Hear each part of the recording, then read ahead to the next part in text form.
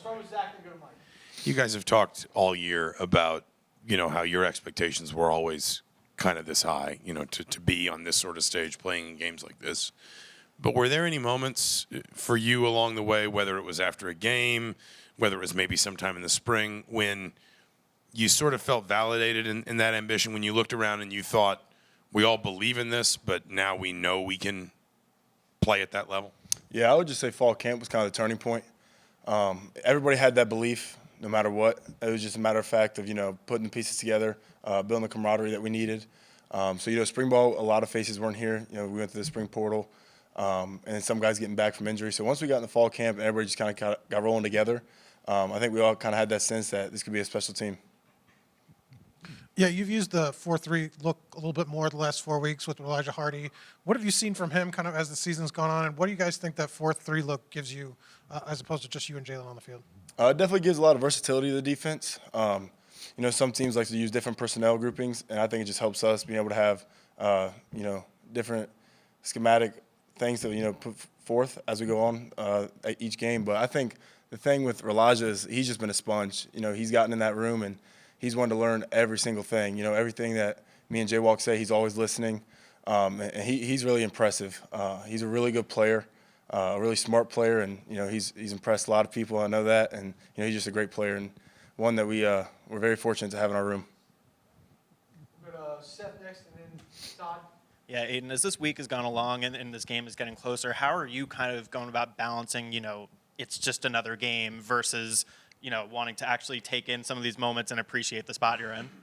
The thing for me is, I'll look back on this game and this season once it's all done. Right now, I'm just trying to keep my focus on, getting to the game first, and then just make sure that we come out on top. So I'll look back once the season in total is over, and then I'll reflect on it. But right now, I'm just kind of focused on Notre Dame. Todd on your left, and then Will. Aiden, Mikhail Kamara with us has projected confidence from the beginning. I mean, he's kind of embodied, a lot of what this team has been all about, and he's, conveyed that very confidently from the start. What is he like as a teammate? What is he like in terms of how he talks with you guys, and how does he kind of embody what this team has accomplished this year? First off with him, the numbers speak for themselves. He's a phenomenal player once he's on the field, but what he brings off the field is really special. He's a really good leader. He's a great teammate, and one that just brings energy every day. He's always checking in on people, making sure everybody's good. He's a great player, but I think he's an even better person. He's just such a great teammate to have around. Will on your right, and then Zach B. Aiden, yesterday Coach Haynes was talking about how much he trusts you over the last 2 years, and then how helpful you are in practice to coach these guys almost as much as he does. Mm-hmm. What gives you the confidence to do that each and every single day? I would say it starts at the top. Coach Sig believes in me a lot. That kind of funnels down to Coach Haynes and the guys in my room. So as long as they believe in me, I'm gonna have that confidence to kind of help them out. And I would just say the prep that I put in myself, how hard I work, and making sure that I have things cleaned up and shored up for myself. That way I'm good to project it on other people and kind of lead by example and show them the way and how I got to where I'm at now. Stay on your right with Zach B, and then go to Jim. Coach Haynes yesterday mentioned how it's really difficult to stop a running quarterback like Riley Leonard. What's the key for you guys defensively to slow him down and slow down the running game of Notre Dame? Yeah, the first thing is you want to just keep everybody in front of you. They do a great job with their rushing attack. So our biggest thing will be, the same thing we've played with all year, great angles. You watch a lot of film. He's a great player. You watch a lot of film on him. A lot of people take really bad angles on him. I think he's even talked about, some people just think he's slower than he is just based off his position, but he's a really good athlete. He's got to make sure we take good angles to him, and once we get to him, and make him pay the price for carrying the ball. Jim on your left, and then Ravi.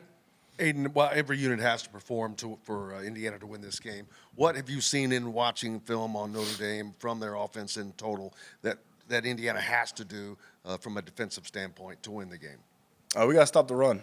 It's something that we're very prideful in here as a defense, and then something that they're really good at on offense. So it's going to be a really good matchup. Our biggest thing is just, like I said, take those smart angles, attack when it's there, and make sure we stop the run first of all. Ravi on the right, and then Joe. Yeah, you got named All-American, D'Angelo All-American, Kamara All-American, Works top-rated QB among playoff quarterbacks. Just kind of like, What's the sense of pride and accomplishment all you guys have made in coming from different levels, go to the Big Ten, get it done? You know, first, just with team success comes that individual success. So as long as the team's doing well, you know, obviously your players are going to reap the benefits of that. But definitely a sense of pride, you know, especially where we came from and how hard I know everybody here has worked to get to this point. So it's a blessing, and, you know, all glory to God for putting me in this position.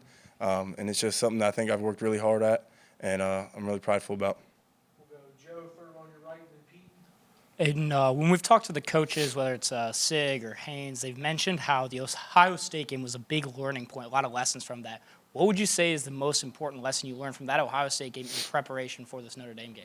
Yeah, there's a lot of distractions going into that game. A big game with a hostile crowd, and it's just something that we got to learn how to manage and handle.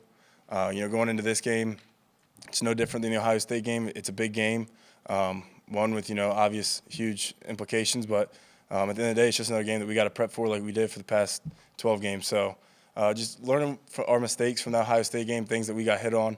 You know, we've had 3 weeks to clean up and shore up, so we'll be ready to, you know, take that lesson and put it to use Friday. We'll go Pete far left, and then Jack. Aiden over here. I'm just curious, how much fun is it to play in this defense? What do you like about it? And I know this is not the offense with the quarterback, but do you have, you know, input not necessarily on the game plan, but like make some suggestions? Hey, I'd like to do this, or we can do this. Do you have any input at all? So first question, playing this defense, I don't know if you can find a player in that locker room that doesn't have fun playing this defense. First, you're on a top-rated defense. You're making plays every Friday, Saturday, and, you know, you're having fun just playing with the guys that you care a lot about. And just seeing the emotion that, you know, playing this defense brings. You're flying around, you're hitting people, you're making big plays, interceptions, you know, sacks. Playing an explosive defense obviously is a lot more fun than just playing at one that, you know, you're going to give up 2 to 3 yards of carry and then you're off the field. Like, we want TFLs, we want sacks, we want the explosives. So, you know, I don't know how anybody would not want to play in this defense. It's a lot of fun. And then to my input, me and Coach Haynes talk a lot. We'll send each other text messages, you know, show each other different things we see over the weekend from different teams. So we'll be able to kind of, I get my input there, just talking to Coach Haynes and seeing things that he likes, and just kind of going from there. So just a little bit of input, just make sure that me and him are communicating at a high level. Last one to Jack on your left. Yeah, Aiden, going into a big game like this, how do you try to manage your emotions to where obviously you're excited for the game, but you don't want that to sort of, you know, take over things? How do you manage that personally? You know, back to the Ohio State game, you know, you feel a feeling of losing again. So I know a lot of the guys here, you know, the JMU guys, the coach staff, I think we've lost 3 times the last 2 years. So it's not a feeling that we like and not a feeling that we want to repeat. So managing your emotions comes from that. You know exactly what it takes to, you know, win a game, and you know kind of the mistakes that you made to, you know, lose the Ohio State game. So just making sure you're staying level the entire time. You know, we're going to make good plays. You know, sometimes we're going to give up bad plays. In the grand scheme of things, you just got to stay leveled and make sure that you're focused on the next play as soon as the whistle's blown. Great. Thanks, Aiden. Thanks, guys.